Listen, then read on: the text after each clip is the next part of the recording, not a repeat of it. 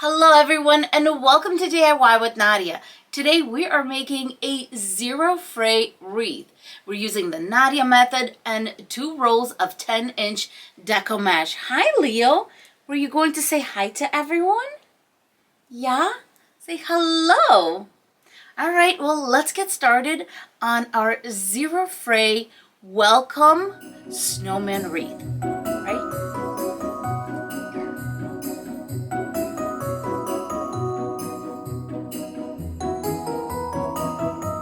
Here are the supplies we're going to need for this wreath. We're going to need 2 rolls of 10-inch deco mesh that is by 10 yards, some sort of decorative sign, pipe cleaners, some ribbon, and of course a metal 14-inch wreath form. In the description box below, like always, I'm going to list all the supplies that I'm going to be using in this wreath and where I purchased everything. The deco mesh I'm going to be using is so pretty. I got it at CraftOutlet and it has this beautiful red foiled strip going through it. It's such a pretty deco mesh and you can use this for Christmas or Valentine's. The first thing I'm going to do is cut up both of my deco mesh rolls into 15-inch strips. To hold my deco mesh, I use this little box from IKEA, but you can definitely use a shoe box, anything you have, but it's better to have something sturdier. That's why I like using it. I'm going to be using this roller from the Dollar Tree and it is so impressive for a little tool like this, and for only $1.25, not bad. And here I'm just going to let my deco mesh roll naturally and put it to the side. Each roll of deco mesh made 24 of these 15-inch strips. Therefore, we're going to get 24 pipe cleaners and cut them in half. After I cut these in half, I'm going to make a little V. The reason I do the little V is because it's so easy just to grab one and put it directly on our bow.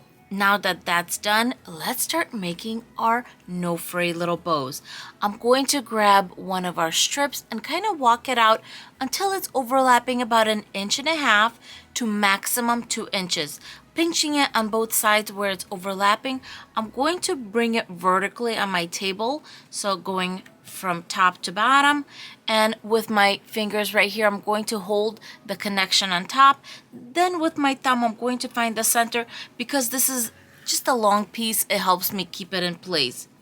Overlapping the other end, I'm just going to start bringing it together where it's overlapping, and that's it. It's that easy. Our little pipe cleaner is already in a little V.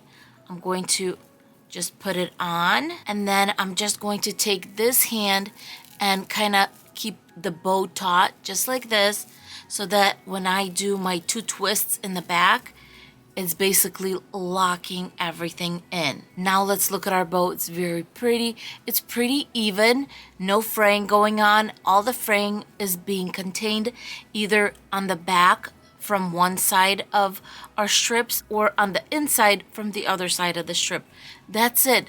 It's that easy. Let's make another one. I'm going to just wiggle my fingers on the inside to kind of open up that roll until it's overlapping about 1.5 inches to 2 inches. I'm going to pinch it on both ends and bring it together from the top of my table to the bottom of my table. With the top, I'm going to hold it in place with 2 of my fingers or 3 on top, and with my thumb I'm going to find the center and kind of align everything. Now I'm going to grab that bottom part and start bringing everything together and kind of guiding it with my thumb. That's it. It's just you're overlapping and bringing together. Now all the overlapping is on top. We're going to flip the bow. This is the smooth end. This is the end that was touching the table when we were bringing everything together. I'm going to grab my pipe cleaner, wrap it around the center of my bow. On the other side, just grab it. Here I'm going to just pull it taut, do 2 good twists, and your bow is done. Look how pretty that is. It's like a little flower. On the back, as you can see, all the fraying is contained.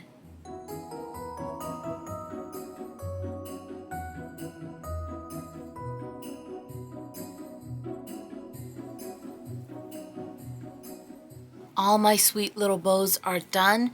Now it's time to put them on our wreath. The 14-inch wreath form is divided into 6 sections, and in each section we're going to put 8 little bows. Depending on the decor that I'm using, I either use row 2 or row 3. If I have a small decor piece, I'll usually use row 2, but today we are using a sign that's a little bit on the bigger side. All my bows are going to go on row 3. You could zigzag them throughout and just kind of go along the wreath, but I'm going to put all of mine on row 3.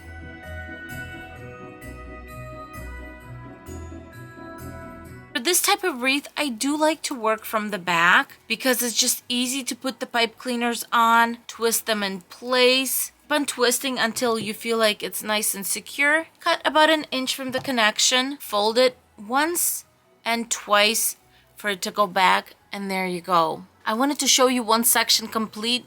I couldn't stop myself. It goes really quick. Here is one section. It's full, beautiful. You see the black, white, and you do see a little bit of the red thread. It looks so pretty. And then don't forget, you're going to have deco mesh that's going to be coming from the next section and kind of pulling it back, so you really are going to have a beautiful and full wreath. As I said, I'm going to have 8 in each section, but if you're going to be using deco mesh that's on the thicker side, maybe some burlap deco mesh, you can definitely get away with 6 or 7 of the little bows. So you may need a little bit less of the bows, but I'm telling you, it goes so quick because this is not the 6-inch deco mesh.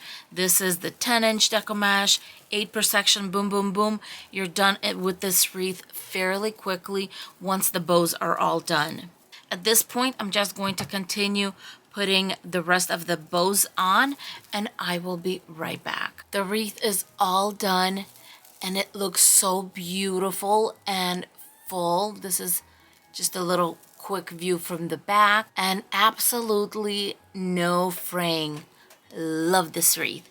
Now we're going to get our welcome snowman. I'm just removing the jute cord. After removing the jute cord, I'm going to place it where and how I want it before I start marking it. This looks good. I want a bow right here, and then the snowman is going to be on the side like this. And then I'm going to flip it. I'm going to try to connect to my intersections. So I'm going to do one right here. All right, let's move it a little bit. And then the next one will just move a little bit higher.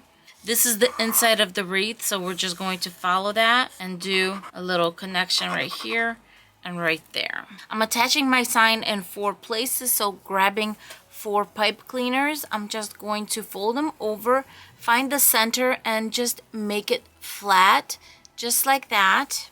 Next, I'm going to grab some scrap pieces of felt that I cut into squares or rectangles, and I'm going to hot glue them over my pipe cleaner to seal the pipe cleaner in. So hot glue, pipe cleaner on top, and then I'm going to go a little bit on one side of the pipe cleaner and a little bit on the other, so that my felt piece can go right over and just get sealed in place, just like that. Now that all my pipe cleaners are attached, I'm going to put my snowman right on top of my wreath. For best results, at least the top of your sign, you want to attach somewhere on an intersection because that's what's going to keep the sign in place. If this wreath were to go outside, I would take some Mod Podge and give a nice layer of Mod Podge on the actual snowman.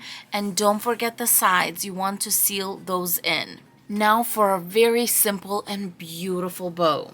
I am going to grab my bow maker just to make things easier for us. To give this beautiful ribbon some elegance, I'm going to use some of this mesh ribbon from the Dollar Tree. And what I'm going to do is I'm just going to overlay it on top. We're going to separate the two later. I'm just measuring out and I'm just doing a tail kind of by eye. And then I'm going to bring it in. And then the tail's going to go down. Now it's time to start making our bow. The first thing I'm going to do is I'm going to flip it because I want my trees to be on the outside. So I'm going to measure a 5-inch loop just like that. And then coming here, I'm going to flip it back and then make another loop. I'm going to go to 5 inches, bring it down. I'm going to flip again, bring it back, flip. I've got 4 loops so far. Going to flip back, another flip, and my 6th loop. Now I'm going to grab a zip tie, and I'm going to zip tie my bow together. My little knot for the zip tie is going to go in the back. I'm going to flip one of the tails to the other side, and I'm going to make dovetails. To attach your bow, you can use floral wire, whatever you would like. I'm just going to grab a pipe cleaner, wrap it around my bow, 2 twists, and I'm going to put it in the center on the other side like this. As you can see, I'm attaching my bow on an intersection and just twisting my pipe cleaner in place. While my wreath is still upside down, I'm going to grab a wheel cover. I'm grabbing a white one for this wreath, and I'm going to give it a few really strong pulls, because here's the wheel cover and we have a 14-inch wreath, so you really want to give it a good stretch. And then very slowly we're going to put it around the 4th ring of the wreath. All the ugliness is covered in the back, but if you need to fix anything, it's right there. So I love using the wheel covers. Now I'm going to flip it back for a second to see where my center is going to be. So if it's right there, this is where you can attach.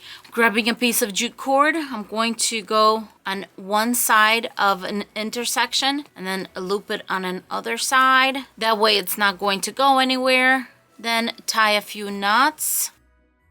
And of course, send the knot to the back. And there you go, you have a nice hanging loop. And now we're going to do my favorite part, which is open up the bow. Now that everything's taken care of in the back, I'm going to separate the white and the Christmas tree ribbon and just play with it until it looks the way you want it to look. Because the mesh ribbon is very flexible, what I did was I sent it to the back so that the ribbon that has wire in it can hold it in place. And that is it for this beautiful welcome snowman wreath that is perfect for the winter to come.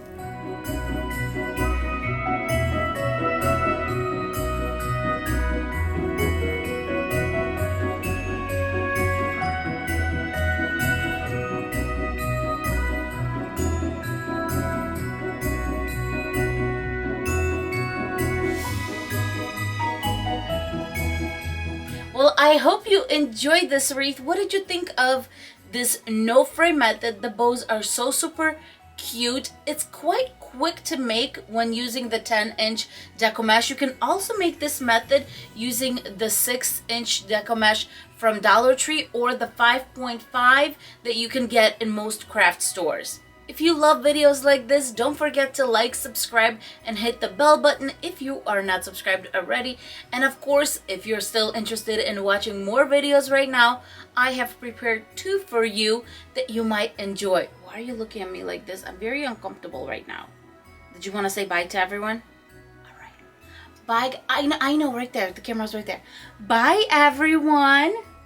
Mwah. Mwah.